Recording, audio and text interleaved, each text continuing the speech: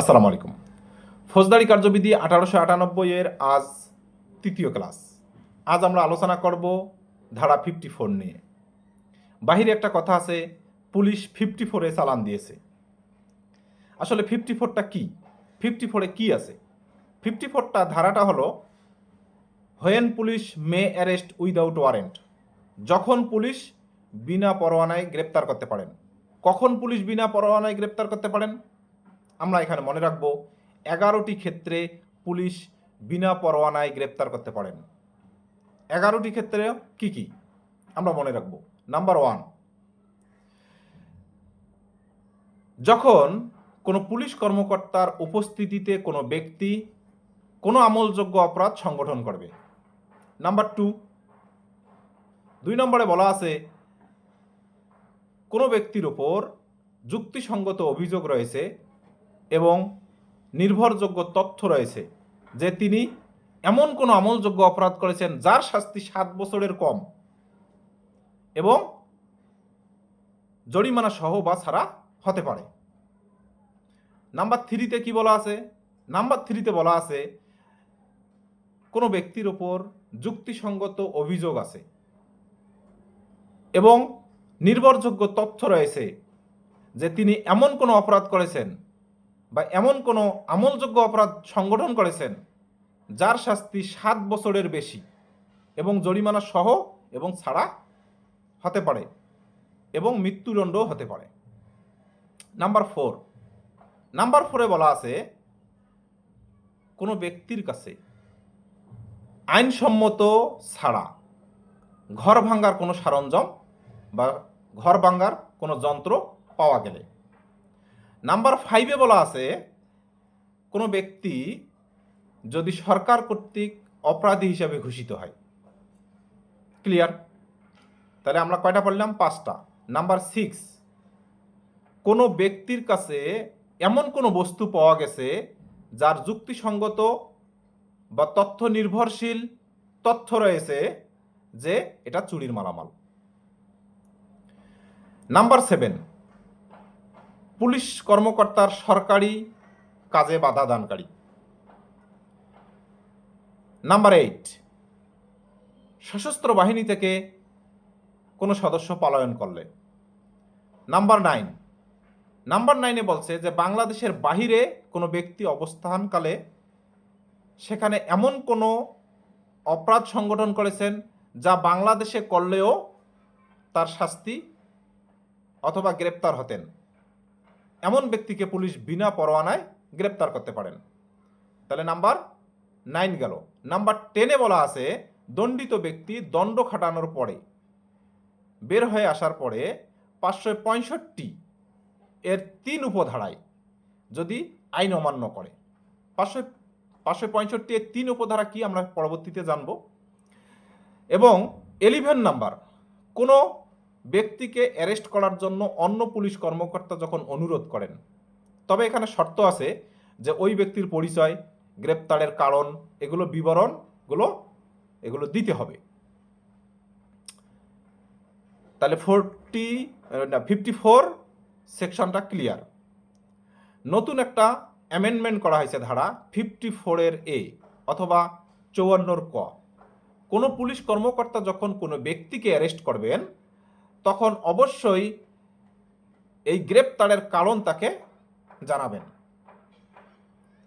আচ্ছা, এখন যাব আমরা 55-এ কি বলা আছে? 55 হলো ভ্যাগাবন, ভবঘুরে অথবা অভ্যাসগত দস্যুতা, হেবিচুয়াল রুবার্স, এদেরকে পুলিশ বিনা পরোয়ানায় গ্রেপ্তার করতে পারেন। তাহলে 54 ধারায় আমরা পাইছি 11টি ক্ষেত্রে, আর 55 ধারায় আমরা পাইছি 3টি ক্ষেত্রে। 3টি ক্ষেত্র কি? ওই ব্যক্তি যদি ওই থানা এলাকায় প্রবেশ করার পর নিজেকে আত্মগোপন করেন।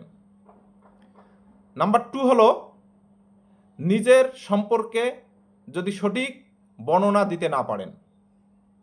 নাম্বার 3, অর্থাৎ চোর, অভ্যাসগত যে চুরি করে এমন ব্যক্তিকে পুলিশ বিনা পরোয়ানায় গ্রেপ্তার করতে পারেন।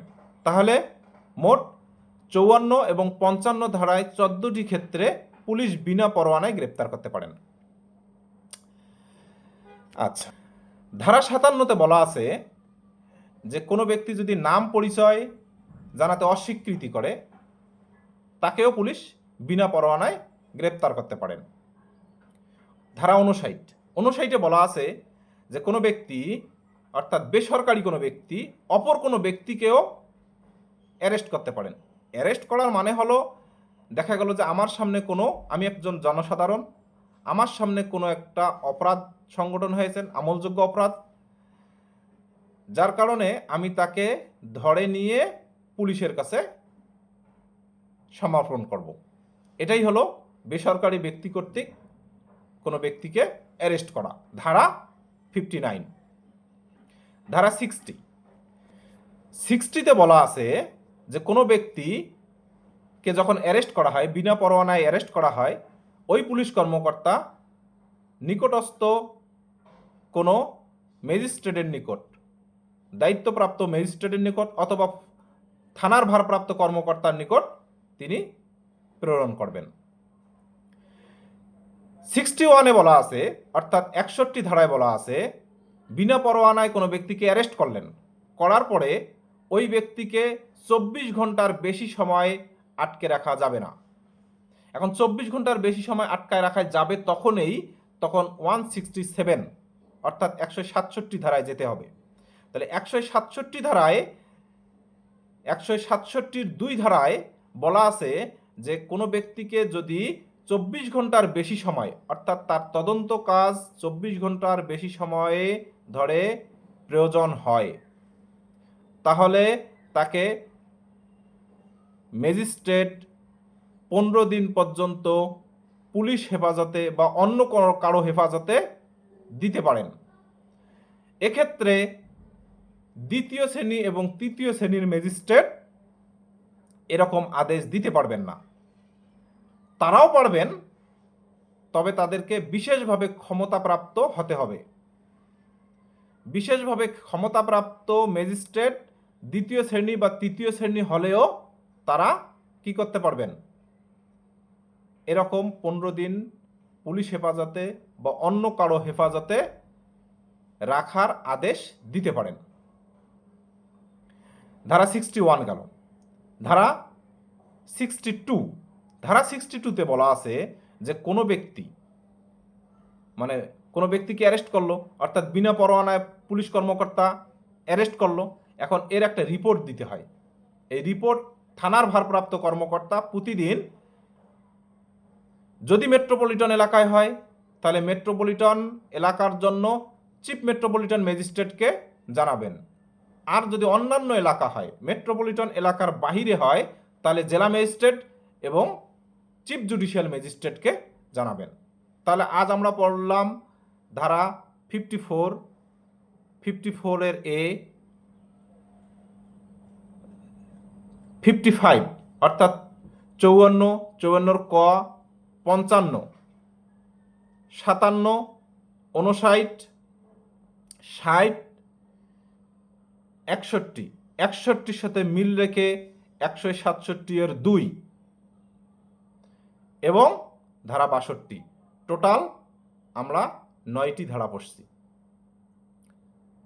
আজ এ পর্যন্ত, আগামী ক্লাসে ইনশাল্লাহ কথা হবে। আসসালামু আলাইকুম।